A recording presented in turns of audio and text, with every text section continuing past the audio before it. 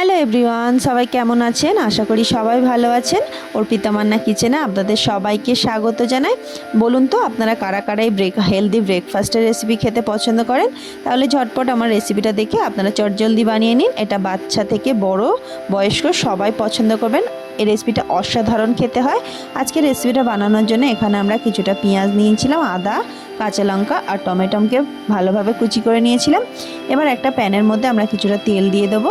সেই তেলের মধ্যে দিয়ে দেবো একটু আদা কুচি, আর এখানে আমরা কিছুটা নিয়ে নিয়েছিলাম একটু মুগ ডাল, যে মুগ ডালগুলো পাওয়া যায় সেই মুগ ডাল 1 চামচ নিয়েছিলাম। সেই মুগ ডালটা আমরা তেলের মধ্যে দিয়ে দেবো। আর এখানে যে ছোলার ডালগুলো পাওয়া যায় সেই ছোলার ডালও আমরা 1 চামচ নিয়েছিলাম।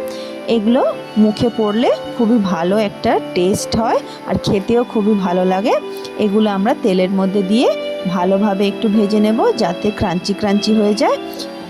এবার আমরা এখানে এটাকে ভালোভাবে ভেজে নিয়েছি।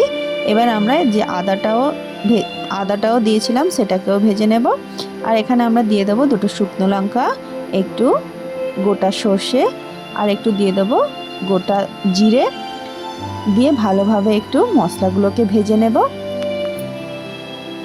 আমরা এখানে মশলাগুলোকে ভালোভাবে ভেজে নিয়েছি। ভালোভাবে মশলাগুলো ভেজে নেওয়ার পর এখানে আমরা কিছুটা ফ্রেশ কারি পাতা নিয়ে নিয়েছিলাম। সেই কারি পাতাটা আমরা এখানে তেলের মধ্যে দিয়ে দেবো। তেলের মধ্যে দিয়ে দেওয়ার পর আমরা এখানে যে পেঁয়াজটা কুচি করে রেখেছিলাম সেই কুচানো পেঁয়াজটাও আমরা এখানে দিয়ে দেবো। দিয়ে দেওয়ার পর এখানে পেঁয়াজটাকে আমরা ভালোভাবে একটু ফ্রাই করে নেব যাতে একটু লাল লাল করে ভাজা হয়ে যায়। আর এই রেসিপিটা বাচ্চা থেকে বড় আপনারা সবাই পছন্দ করবেন, দেখবেন। আর এই রেসিপিটা অনেকটা পেটটা ভর্তি করে। বাচ্চাদের যদি টিফিনে দেন অনেকক্ষণ বাচ্চাদের দেখবেন পেটটা ভর্তি থাকে। খুবই একটা হেলদি রেসিপি, আপনারা অবশ্যই বাচ্চাদেরকে এই রেসিপিটা বানিয়ে দিতে পারেন। আমরা দিয়ে দেবো যে কুচানো টমেটোটা রেখেছিলাম, সেই কুচানো টমেটো, স্বাদ মতো নুন, হলুদ গুঁড়ো, লঙ্কা গুঁড়ো আর দিয়ে দেবো একটু চিনি। আপনারা চিনির বদলে এখানে অল্প একটু গুঁড়ো ইউজ করতে পারেন। দেখুন এগুলোকে দিয়ে আমরা ভালোভাবে টমেটোটা যতক্ষণ না সফট হয়ে যাচ্ছে ততক্ষণ এটাকে আমরা একটু ভালোভাবে কষিয়ে নেব। এটাকে নেড়ে চেড়ে আমাদের দেখুন যতক্ষণ তেলটা ছেড়ে গেছে আমাদের টমেটোটাও সফট হয়ে গেছে। এবার আমরা এখানে কিছুটা সুজি নিয়েছিলাম। আমার পরিমাণ মতো সুজি নিয়েছি, আপনারা আপনাদের পরিমাণ মতো সুজিটা নিয়ে নেবেন। আমি ছোট বাটির 1 বাটি সুজি নিয়েছিলাম, এটাতে অনেকটাই রেসিপিটা তৈরি হয়ে যায়। এবার আমরা সব নেড়ে চেড়ে দেখুন আমাদের সব মশলাগুলোর সাথে যাতে সুজিটা ভালোভাবে মিশে যায় তেমনিভাবে আমরা সব নেড়ে চেড়ে মশলাগুলোর সাথে সুজিটা মিশিয়ে নিয়েছি। এবার সব মশলাগুলোর সাথে সুজিটা মেশানো হয়ে যাওয়ার পর আমরা এখানে পরিমাণ মতো জল দিয়ে, যাতে সুজিটা সিদ্ধ হতে পারে বা ফুলে যায় ততটাই জল দিয়ে আমরা সুজিটাকে ভালোভাবে জলের মধ্যে মিশিয়ে নেব।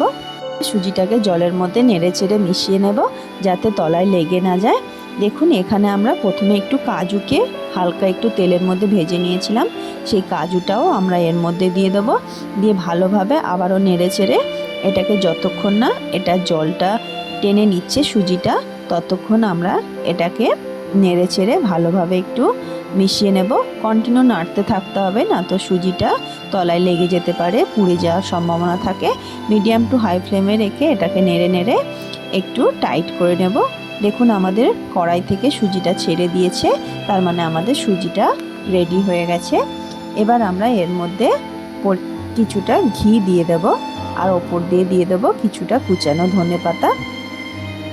দিয়ে এগুলোকে আমরা ভালোভাবে সুজির মধ্যে মিশিয়ে নেব যাতে ঘি আর ধনেপাতার ফ্লেভারটা সুজির মধ্যে পুরোটা ভালোভাবে মিশে যায়।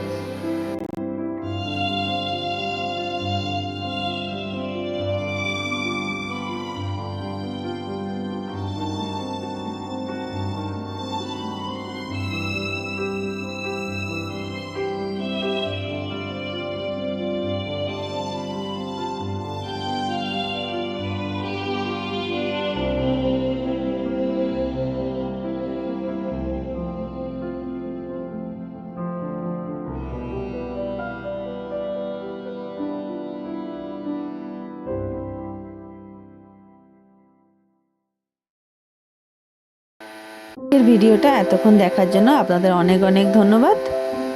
এতে খুবই অসাধারণ হয়েছিল। আপনারা একবার বাড়িতে বানিয়ে আপনাদের কেমন লাগলো অবশ্যই জানাতে ভুলবেন না। ধন্যবাদ সবাইকে।